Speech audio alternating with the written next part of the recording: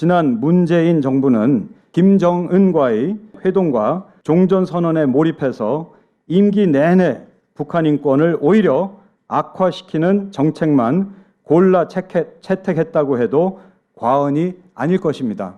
몇 가지 예를 들자면 UN 북한 인권 결의안 공동 제안국에 계속 불참했습니다. 북한 선원 2명을 강제 북송했습니다. 우리가 지금 중국한테 강제 북송하지 말라고 하는데 우리 정부가 그 짓을 해버린 겁니다. 이정훈 연세대 국제학대학 원장입니다.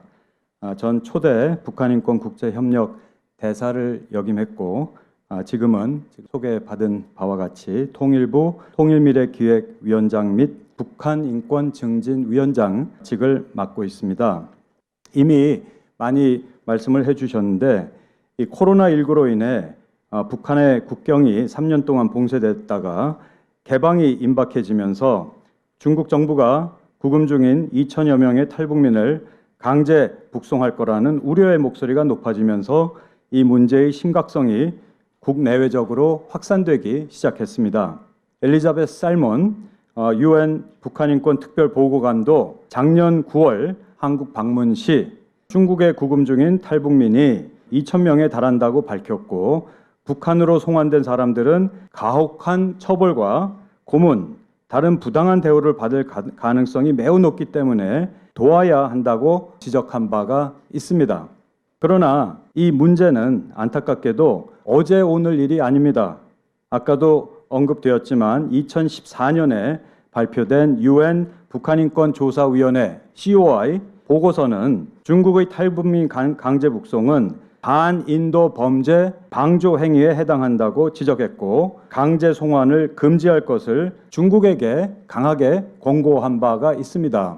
저도 커비 위원장께서 바로 이 권고안을 발표하실 때 제네바 인권이사회가 개최되고 있는 현장에 바로 한국 대표로 있었습니다. 근데 커비 위원장이 이런 단상에서 이런 여러 목록을 낭독하시면서 중국 대표가 바로 앞에 있었어요. 그래서 중국 대표 아주 바로 쳐다보면서 이것은 반인도 범죄 방조행위다라고 아주 강렬하게 지적을 하셨던 것이 생생하게 기억이 나고 굉장히 인상 깊게 그때 남았습니다. 최근 UN 여성차별철폐위원회 역시 여성차별철폐 협약 정례검토 보고서를 통해 재중 탈북 여성들의 인신매매 강제 북송에 대한 중국 정부의 책임을 추궁했습니다. 뿐만 아니라 미국 민주공화 양당의 초당적 협력체인 의회 행정부 중국위원회, 짧게 차이나 커미션이라고 합니다. 이 차이나 커미션은 지난 6월 13일 바로 이 중국 내 탈북민 강제 북송 문제를 다루기 위해 탈북민 그리고 중국으로부터 강제 송환에 임박한 위험이라는 주제로 청문회를 개최를 했습니다. 저도 이 청문회에 초대받아 발언을 했는데 크리스 스미스 위원장의 결론은 대규모 송환 위기에 대한 미국과 동맹국들이 행동으로 막을 필요가 있다는 것이었습니다. 그러나 중국은 여전히 탈북민들이 난민의 지위에 관한 협약에서 정의하고 있는 난민이 아니라 경제적 이유로 중국에 입국한 불법 체류자라고 취급하고 있습니다. 참 어처구니 없는 일은 중국이 최근 반간첩법을 발효하면서 중국 내 탈북민들과 이들을 돕는 활동가들에 대한 압박을 강화하고 있다는 것입니다. 더 나아가 중국은 탈북민들과 인신매매의 연관성에 대해서도 급급 부인하고 있습니다. 상황이 이런데 지난 문재인 정부는 김정은과의 회동과 종전선언에 몰입해서 임기 내내 북한 인권을 오히려 악화시키는 정책만 골라 채택했다고 해도 과언이 아닐 것입니다. 몇 가지 예를 들자면 UN 북한인권 결의안 공동 제안국에 계속 불참했습니다. 북한 선원 2명을 강제 북송했습니다. 우리가 지금 중국한테 강제 북송하지 말라고 하는데 우리 정부가 그 짓을 해버린 겁니다. 명분을 다 잃었습니다. 그때 당시 대한민국의 위상은 아주 바닥으로 추락을 했었습니다. 해외에서는 전문가들이 북한인권 전문 다 그냥 고개를 어떻게 그럴 수가 있냐고 이해를 못했었습니다. 북한인권법 어겼죠? 북한인권재단 출범 못하고 있죠?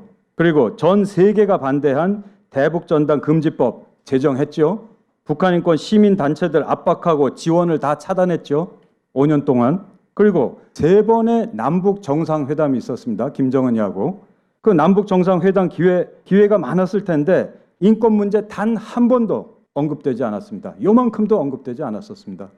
다행히도 윤석열 정부는 북한 인권 개선을 주요 통일 대북 정책 과제로 제시하고 있습니다. 인류 보편적 가치를 중시하는 윤석열 정부가 국제적으로 훼손된 우리의 이미지를 회복시키기 위해서는 북한 인권에 대해 선언과 규탄 수준을 넘어 행동으로 보여줘야 한다고 생각을 합니다. 실효성과 상징성을 겸비한 몇 가지 구체적인 행동 제안을 드리자면, 첫째, 북한 인권법에 의한 북한 인권 재단을 빨리 출범시켜야 합니다. 재단 출범이 여의치 않을 경우 미국 NED 전 민주주의 기금에 버금가는 별도 기구를 설치해야 된다고 생각을 합니다. 둘째, 북한 인권 기록 보존소 활성화 및 법무부 역할이 확대돼야 됩니다.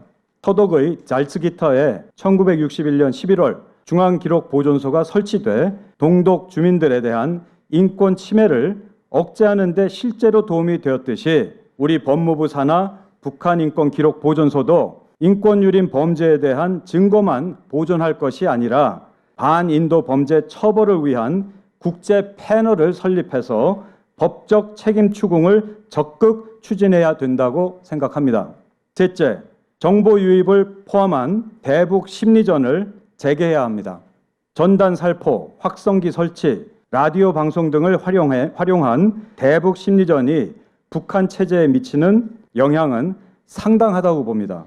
2000년 남북 정상회담 때 김일성이가 왜 가장 먼저 대북 심리전을 중단해 줄 것을 요청했겠습니까?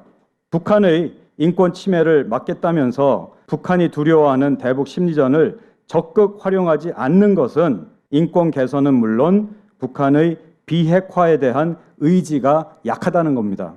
북한 사회에 외부 정보를 체계적으로 유입시키기 위한 시도는 반드시 이루어져야 합니다. 북한 주민들 사이에서 인권 의식이 싹트는 것이 변화를 가져올 가장 확실한 단초를 제공할 수 있기 때문이라고 봅니다. 넷째, 중국의 눈치나 보고 있는 UN 난민기구를 압박할 필요가 있습니다.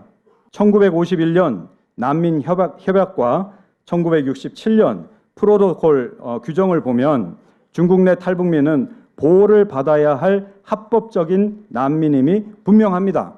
UN 난민기구가 1995년 중국과 체결한 특별협정에 의하면 양자 간 분쟁 발생 시 45일 이내 구속력 있는 중재를 요청할 수 있게 되어 있는데 UN 난민기구가 탈북자 접근을 거부당하면서도 중재 요청 권리를 안 챙기고 있습니다. 지금 직무유기죠. 자기 역할을 안 하고 있는 UN 난민기구에 대한 정부 차원의 강한 항의가 필요합니다. 제가 UN 난민기구에 이전 대사할 때 이거 항의를 했었어요. 사실 찾아가서 제네바에서 굉장히 거북해 하더라고요. 그리고 뭐 작은 규모라도 중국에 남아있는 게 더 나은 거 아니냐 이런 식으로, 그러니까 쫓겨날까 봐 두려운 거죠. 그래도 남아있어서 조금이라도 활동하는 게 더 나은 거 아니냐 이런 논리입니다. 규탄해야 됩니다. 다섯째, 마지막입니다. 윤석열 정부가 할 수 있는 가장 파격적이지만 효과적인 행동, 책임 추궁 방안은 남아프리카 공화국 사례를 벤치마킹하는 것입니다. 남아공은 인종 분리 정책인 아파르타이드를 영국 식민지였던 19세기 말부터 시행해 오다가 한 세기가 지난 1994년 이 제도가 마침내 폐지되고 넬슨 만델라가 최초의 흑인 대통령으로 선출될 수 있었던 이유는 국제사회가 남아공에 대해 포괄적인 제재를 가했기 때문입니다. 어떻게 가능했냐 하면 UN 총회가 남아공의 UN 총회 신임장을 박탈했기 때문입니다. 쫓겨난 건 아니에요. 1974년 11월 12일 UN 총회의 신임장 위원회 Credentials Committee라고 그럽니다. 이 UN 총회에 있는 건데 이 신임장 위원회는 유엔 총회 의사규칙 제28조에 따라 남아공의 신임장 발급의 재심의를 위해 총회 투표를 실시했고 찬성 91, 반대 22, 기권 19 결과로 남아공은 총회에서 설 곳을 잃었습니다. 이 조치로 인해 남아공은 20년 동안 회원국으로서의 권리 행사를 못하게 됩니다. 유엔 총회 모든 커미티, 서브 커미티 전혀 참여 못했었어요. 남아공이. 북한은 21세기의 남아공 그 이상이 분명합니다. 윤석열 정부는 책임 추궁 차원에서 유엔 총회의 신임장 위원회를 움직여 북한의 유엔 총회 활동을 차단시켜야 한다고 생각을 합니다. 앞으로는 북한이 제네바 군축회의 의장국을 맡는다든지 최근에 있었던 세계보건기구 WHO죠. 세계보건기구 집행이사국에 선출되는 이런 어처구니 없는 일은 반복되어서는 안 될 것입니다. 강한 의지만이 북한과 같은 전체주의 독재체제의 변화를 가져올 수 있다고 생각합니다. 여기 계신 모든 분들이 윤석열 정부가 강력한 인권 정책으로 승부수를 띄울 수 있도록 오늘과 같이 적극 활동해 주실 것을 부탁드리고 오늘 세미나에서 재중 탈북자 강제 북송 저지를 위해 좋은 제안들이 나올 수 있기를 기대합니다. 감사합니다.